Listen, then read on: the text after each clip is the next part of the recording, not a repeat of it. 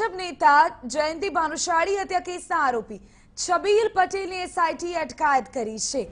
પુત્ર સિદ્ધાર્થ પટેલની ધરપકડના ગણતરીના દિવસોની અંદર જ છબીલ પટેલ એસઆઈટી સમક્ષ શરણાગતિ સ્વીકારી છે। વહેલી સવારે અમેરિકાથી અમદાવાદ એરપોર્ટ આવેલા છબીલ પટેલે સ્પેશિયલ ઇન્વેસ્ટિગેશન ટીમના અધિકારીઓએ તેમની અટકાયત કરી લીધી। મહત્વનું છે કે 8 જાન્યુઆરીના રોજ જયંતિ ભાનુશાળીની ટ્રેનમાં ગોળી મારીને હત્યા થઈ હતી અને આ હત્યા પહેલાથી જ છબીલ પટેલ વિદેશ જતો રહ્યો હતો। છબીલ પટેલે અત્યાર સુધી પોતાના પર લાગેલા આક્ષેપોનો ઇનકાર કર્યો હતો, પરંતુ શાર્પશૂટર અને બીજા સંયોગિક પુરાવાઓની અંદર છબીલ પટેલે સોપારી આપી હોવાનું ફલિત થયું હતું। જોકે આ હત્યાની હજુ એક મુખ્ય આરોપી એવી મનીષા ગોસ્વામી પોલીસ પકડથી દૂર છે, ત્યારે એસઆઈટી ટૂંક સમયમાં તેની પણ ધરપકડ કરે તેવી આશંકા સેવાઈ રહી છે।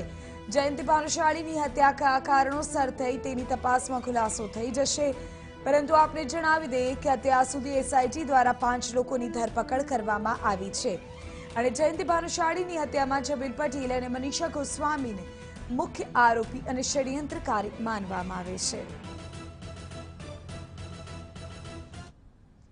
આજ મુદ્દે વધુ જાણકારી આપી રહ્યા છે અમારા સંવાદદાતા ભૌમિક વ્યાસ। ભૌમિક, છેલ્લા કેટલાય દિવસથી તમામ એજન્સીઝ પોલીસના અધિકારીઓ છબીલ પટેલની શોધખોળમાં હતા, પરંતુ તેમના પુત્રની અટકાયતમાં લેતા જ છબીલ પટેલ હવે એસઆઈટી સમક્ષ હાજર થઈ ગયો છે। અત્યારે શું ઘટનાક્રમ ચાલી રહ્યો છે, શું અપડેટ? કચ્છના જે બીજેપીના મોટા નેતા છે જયંતિ ભાનુશાળી, તેની 7 જાન્યુઆરીએ ભુજ સયાજીનગરી એક્સપ્રેસમાં હત્યા થઈ હતી અને તે હત્યા બાદ ક્યાંક ને ક્યાંક ગુજરાતની રાજનીતિમાં એક નવી હલચલ હતી। ત્યારબાદ પરિવારે જે ફરિયાદ નોંધાવી તેમાં છબીલ પટેલ, મનીષા ગોસ્વામી સહિત 6 લોકો ઉપર આરોપ લગાવવામાં આવ્યો હતો। ત્યારબાદ રાજ્ય સરકારે પણ આ બનાવની ગંભીરતાને લઈ એસઆઈટીની ટીમની રચના કરી હતી, જેમાં રેલવે પોલીસ છે, અમદાવાદ ક્રાઇમ બ્રાન્ચ સહિતની ટીમો જોડાઈ હતી। ત્યારબાદ 2 શાર્પશૂટરોની ધરપકડ થઈ, પણ છબીલ પટેલ કહેવાય છે કે 2 જાન્યુઆરીએ અમદાવાદથી વિદેશ ગયા હતા। છબીલ પટેલ માટે લુકઆઉટ નોટિસ જાહેર કરવામાં આવી હતી, પણ જ્યાં સુધી છબીલ પટેલ હાજર ન થાય ત્યાં લગી એસઆઈટીને તે વાતની સ્પષ્ટતા નહોતી મળતી કે જયંતિ ભાનુશાળીની હત્યા કેમ કરવામાં આવી હતી।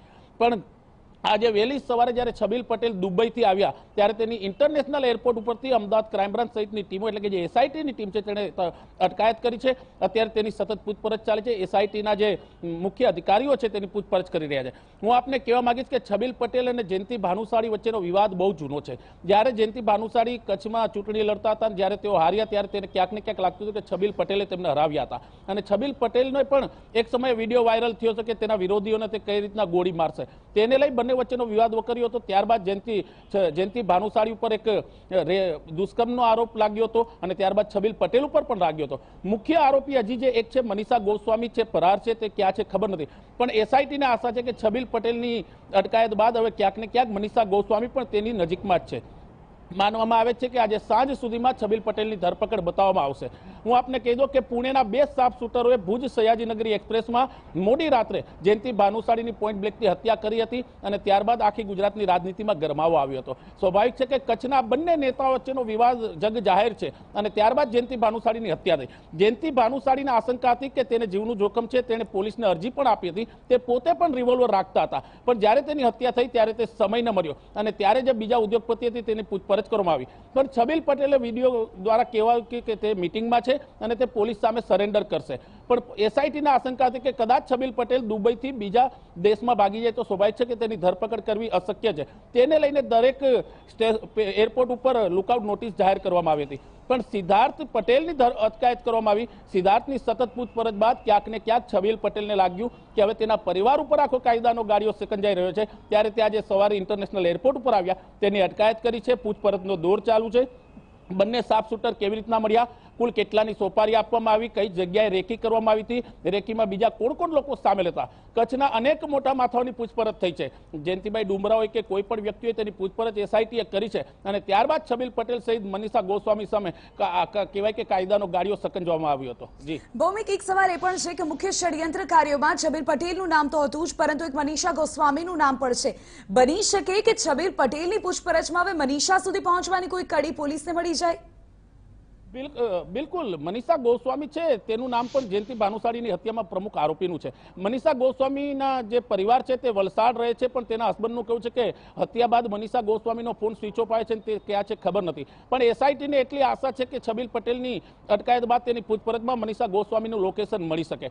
સ્વાભાવિક છે કે મનીષા ગોસ્વામી સામે ખંડણીની ફરિયાદ અમદાવાદના નરોડા પોલીસ સ્ટેશનમાં થઈ હતી અને જયંતિ ભાનુશાળીના પુત્રએ નોંધાવી હતી અને ત્યારબાદ તેની ધરપકડ થઈ. પણ કચ્છના એક આધ્યાત્મિક સંતે વચ્ચે બેસી અને સમાધાન કરાવ્યું, પણ તે સમાધાનના ભાગરૂપે જે પણ રૂપિયાની લેવડ દેવડ હતી તેમાં ક્યાંક અડચણ આવી અને ત્યારબાદ આખી ઘટના છે તે સામે આવી. કહેવાય છે કે હત્યાની પહેલા મનીષા ગોસ્વામી સાફ શૂટરો સાથે કચ્છમાં જોવામાં મળી હતી. તેના સીસીટીવી ફૂટેજ મળ્યા હતા. પોલીસ એક સમયે મનીષા ગોસ્વામીની નજીક પહોંચી ગઈ હતી, એટલે કે એસઆઈટીની ટીમ. પણ ખરા સમયે ખબર પડે છે કે મનીષા ગોસ્વામીને બાતમી મળી જતા તે ત્યાંથી ફરાર થઈ હતી. પણ હવે એસઆઈટીને આ ઉમ્મીદ છે કે છબીલ પટેલની અટકાયત બાદ હવે તેની પૂછપરછ બાદ મનીષા ગોસ્વામીનું લોકેશન મળશે. સ્વાભાવિક છે કે મનીષા ગોસ્વામીની અટકાયત બાદ ક્યાંક ને ક્યાંક મોટા ખુલાસા થશે. પણ એક વાત સાબિત થઈ ગઈ છે કે જયંતિ ભાનુશાળી અને છબીલ પટેલના વિવાદમાં હવે સૌથી મોટો ખુલાસો છે તે સ્વાભાવિક છે કે છબીલ પટેલ કરશે. અને આજે માનવામાં આવે છે કે એસઆઈટી આજે જ્યારે તેની ધરપકડ બતાવશે ત્યારબાદ એસઆઈટી એક પ્રેસ કોન્ફરન્સ કરશે. ક્યાં હતા, કેટલા દિવસ, કોના સંપર્કમાં રહ્યા, શું બિઝનેસના કામે ગયા હતા કે તે કોઈની સાથે સંપર્કમાં હતા. કારણ કે એક વાત આવી રહી છે કે છબીલ પટેલે વિદેશથી પણ